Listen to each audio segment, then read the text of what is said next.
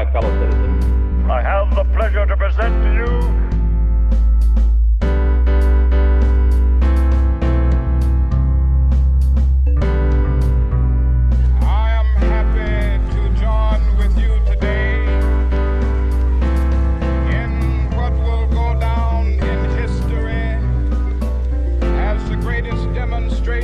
for freedom in the history of our nation.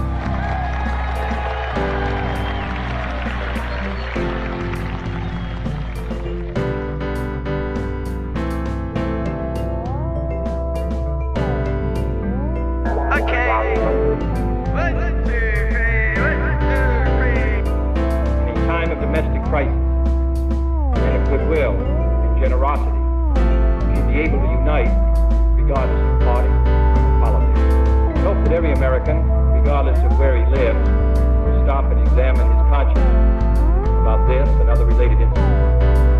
This nation was founded by men of many nations and backgrounds. It was founded on the principle that all men are created equal, and that the rights of every man are diminished, and the rights of one man threatened. All right. Shut up and let somebody else talk. And free speech, does that exist? No, you got it all. And free enterprise? We were talking the past. Today it's all monopoly. All right. Now will you... Can I go into the automobile business and compete with the auto trust? If I can get in a word... Not a chance. Can I go into the grocery business and compete with the chain stores? Will you shut up? Not a chance. Monopoly is the menace of free enterprise.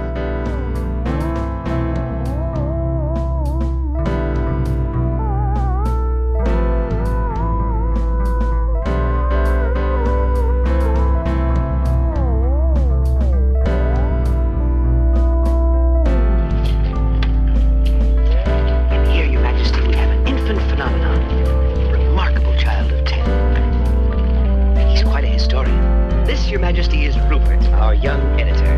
How do you do, Rupert? You? Sit down. And what's that you're reading? Karl Marx? Surely you're not a communist. Do I have to be a communist to read Karl Marx? Rupert. That's a valid answer. Well, if you're not a communist, what are you? Nothing. Nothing? I dislike all forms of government. What is the matter with us? Why are we so perverse? What is it that drives the inertia of these dominator systems? You're going to go to college, and by Jove, then you get into graduate school, and when you're through with graduate school, you go out to join the world. Then you get into some racket where you're selling insurance, and they've got that quota to make, and you're going to make that, and all the time this thing is coming. It's coming, that great thing, the success you're working for. Then when you wake up one day about 40 years old, you say, my God, I've arrived. I'm there. And you don't feel very different from what you always felt. And there's a slight letdown because you feel there's a hoax. And there was a hoax. A dreadful hoax. They made you miss everything. But somebody was fooled. And I don't like the word rule. Well, if we don't like the word rule, let's call it leadership. Leadership in government is political power, and political power is an official form of antagonizing the people. And the Christian word for sinning in Greek is amatani, which means to miss the point.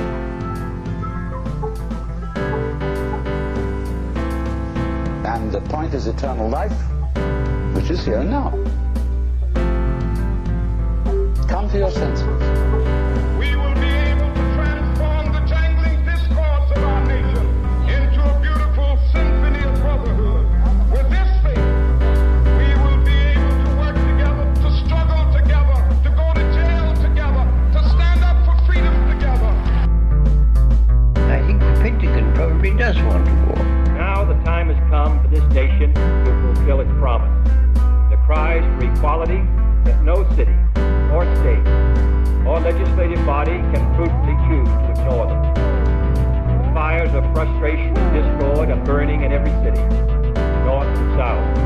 Redress is sought in the streets, in demonstrations, parades, and protests, which create tension. Idea, young man. Politics are necessary. Politics are rules imposed upon the people.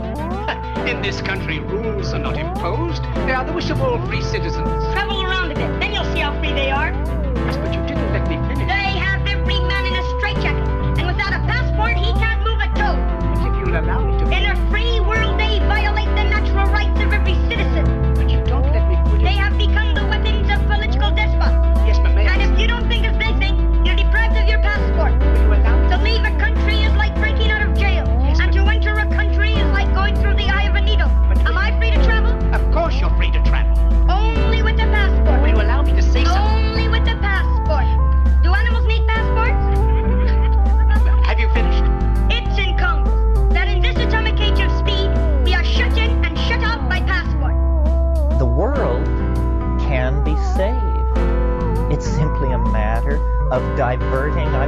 5% of GNP to do it. If we can't get our act together to do that, I think the calm and cool judgment of Gaia Almighty is, who needed such clowns? I'll hang out with the octopi, the dolphins, the butterflies, and the termite nests. I don't need this headache. You know, I don't need acid rain. I don't need strontium in the environment. I don't need extraction of petroleum products and tons of junk in orbit in order to foster what? Shakespeare? There hasn't been a Shakespeare for 500 years. These clowns aren't producing anything. H-bombs don't make it in the Gaian scale of values. How serious do you think the risk of a nuclear war is? I think of this spreading crisis very serious indeed. And he knew, you see, that he was really in charge of the universe. And he's nothing to worry about. But we have to be practical. Oh? And the atomic bomb. It's a crime that when the world cries for atomic energy, you want to make atomic bombs. Me? I'm against atomic bombs. You want to wipe out civilization, destroy all life on this planet. You still think you're living in the night? I lost my throne because I didn't want atomic bombs. You and your kind think that atomic bombs can solve your problem? Listen, you little rat. Today, man has too much power. The Roman Empire collapsed with the assassination of Caesar. And why?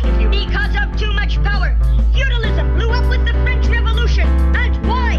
Because of too much power. And today, the whole world will blow up. And why? Because of too much power. The monopoly of power is a menace to freedom. It degrades and victimizes every individual. And where is the individual? I don't know. Lost in terror, because he's made to hate instead of love. If civilization is to survive, we must combat power until the dignity and peace of man are restored. Very well now. Have you finished? Now let me say something. Let me tell you how wrong you are. In the first place. Now I've forgotten what I wanted to say. What's the meaning of this? See that these are matters which concern us all, not merely presidents or congressmen or governors, but every citizen of the United States. This is one country. It has become one country because all of us, all the people who came here, had an equal chance to develop their talent. I think we owe them and we owe ourselves a better country than that.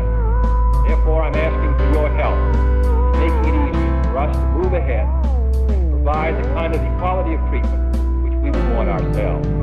If Jesus had lived in India, they wouldn't have put him to death. Because everybody in India knows that we're all God in disguise. Lots of people in India know that perfectly well. But here, that's a no-no. Any secrets come out now. What do you think, Eric? Who the hell do you think you are? You own the place? You keep your position. You're just a creature. Oh. A critter. Oh, there you go. There, it's out now. We are confronted primarily with a moral issue.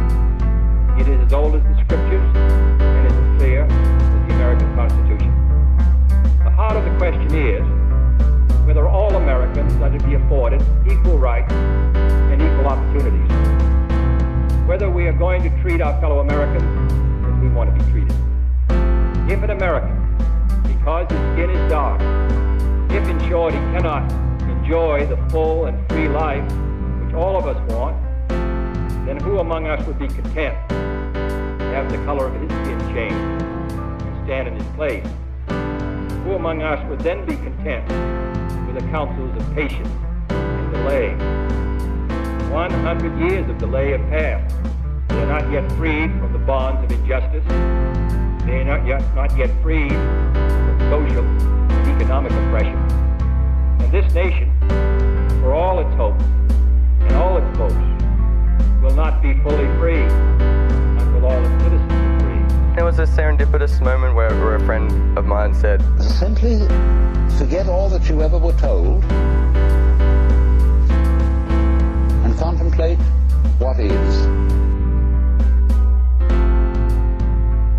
In music, one doesn't make the end of a composition the point of the composition.